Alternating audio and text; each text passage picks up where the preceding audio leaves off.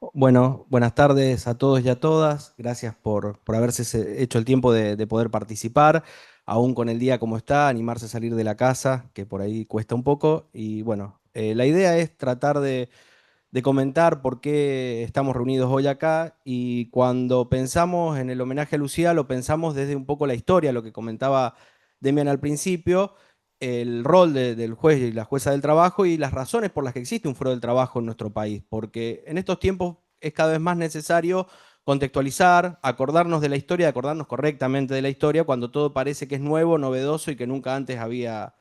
pasado. Y les comento que el mes que viene se cumplen 80 años del decreto que en 1944 se redactó para la creación del Fuero del Trabajo en nuestro país y se puso en marcha al año siguiente, en 1945. Y un poco ver por qué surge esto. Y bueno, en definitiva estaba empezando a desarrollarse el derecho social en nuestro país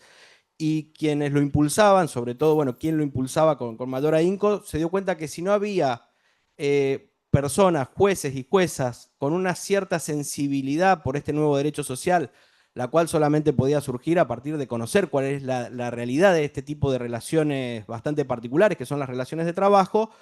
esto iba a caer en saco roto. Por un lado armó la policía del trabajo, por otro lado estaban las normas, pero hacía falta que alguien al final de toda esta cadena terminara por hacer cumplir toda esta normativa y era importante a quién iban a elegir. Y por eso nos pareció importante o nos pareció que merecía hoy por hoy este reconocimiento Lucía Sef, porque en otros tiempos o quizás si se hubiera cumplido siempre con este objetivo del fuero del trabajo, no haría falta, porque cada quien que sale del fuero diríamos, bueno, no hizo más que cumplir con su deber. Bueno, personas como las que tenemos hoy en la mesa, hay 3 personas que pasaron por el fuero del trabajo, no accidentalmente están acá, son 3 personas que entendieron ese compromiso que implica formar parte. Y son personas que han trabajado mucho por el derecho, como en su momento los primeros jueces. La ley de contrato de trabajo surge del ejercicio que tuvieron los primeros jueces del fuero, creando una sistematicidad, dando lugar a ciertos principios y derechos que hoy son los que forman la estructura importante de la ley de contrato de trabajo, a pesar de que hoy haya sufrido la deforma de la dictadura y otros golpes de gobiernos neoliberales, sigue teniendo una estructura que es muy sólida y que no pasa de moda. Porque el eje humanístico que tiene nuestra ley de contrato de trabajo no pasa de moda, solo pasaría de moda si ya no se acostumbrara a tratarnos como personas iguales, dignas y libres. Entonces, bueno, esto no fue siempre muy fácil porque quienes estaban en contra de que algo como esto sucediera siempre han tenido distintas formas de llevar adelante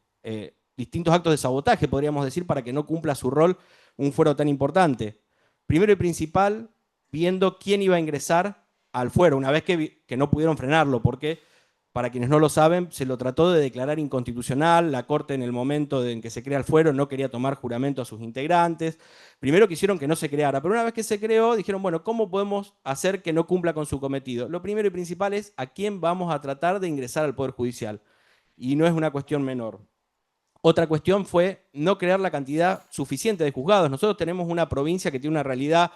muy compleja y que hace mucho tiempo que no tiene la cantidad de juzgados suficientes, ni nuestra ciudad de Rosario, ni zonas aledañas, por ejemplo San Lorenzo. Yo siempre digo, pobre Eve, le tocó trabajar en la casita del terror, porque quien haya ido a San Lorenzo y vea las condiciones en las cuales tuvo que trabajar Eve, realmente da miedo. Y eso tiene que ver con la falta de recursos materiales y, para cerrar todo este círculo, un procedimiento bastante civilista que lleva todo un combo de dificultades para el trámite, demoras, respuestas contrarias y demás. Y podemos ver que no siempre sucede que haya personas como Lucía en el fuero o dictando sentencias y basta con ver la corte. Nosotros hemos tenido una corte que rara vez haya tenido algún laboralista. Dicen que en la época del 90 había uno, lo disimuló bastante bien, pero bueno, no ha sido la regla y no se le da la importancia que tiene que haya una persona versada en el tipo de relaciones más extendidas de nuestras sociedades capitalistas de producción, que tenga también una cierta inclinación por la filosofía, por pensar, por proyectar más allá, como Demian contaba, lo ha tenido siempre Lucía, y estos vaivenes hemos tenido la corte de la mayoría automática menemista, tuvimos una corte diversa entre 2004 y 2014 que iba tratando de recuperar lo que era el derecho del trabajo hasta que llegó la Corte del Cambio, que hoy está bastante en libertad, podríamos decir, de seguir avanzando con este retroceso, valga la contradicción. Y bueno, en todo este contexto me parece que es importante que pensemos cómo podemos hacer para que personas como Lucía, como Luis, como Eve puedan llegar al Poder Judicial y tenemos que saber cuáles son los desafíos que hoy nos presenta el fuero del trabajo, el mundo de las relaciones laborales. Tenemos que tener en cuenta el avance de las tecnologías que tienen que ser puestas al servicio del bienestar común. Tenemos un Poder Judicial para quienes litigan en Santa Fe, en el cual el sistema de trámite digital está más en función del Poder Judicial que de todas las partes, empezando por quienes van a reclamar por sus derechos.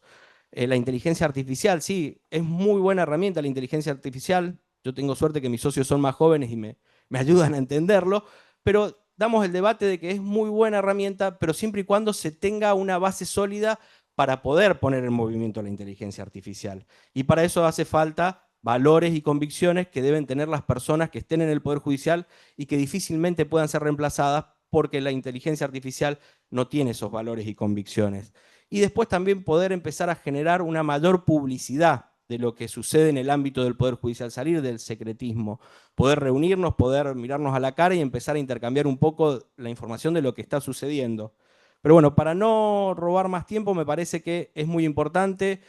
que entendamos que el Poder Judicial es un poder del Estado, que es un poder que está al servicio, o debería estar al servicio, mejor dicho, de todos y todas, y que es importante que cuando hay personas que cumplen con su rol en general de una persona que está en un cargo de juez o jueza y por lo tanto debe perseguir la justicia, y lo dijo la Corte entre 2004 y 2014, la justicia social, que es la justicia en su mayor expresión, acompañemos a esa gente, hagamos saber que estamos a disposición, trabajemos colectivamente por lograr lo que hace falta en la justicia en general y en el fuero del trabajo en particular, más y mejor justicia social. Muchas gracias.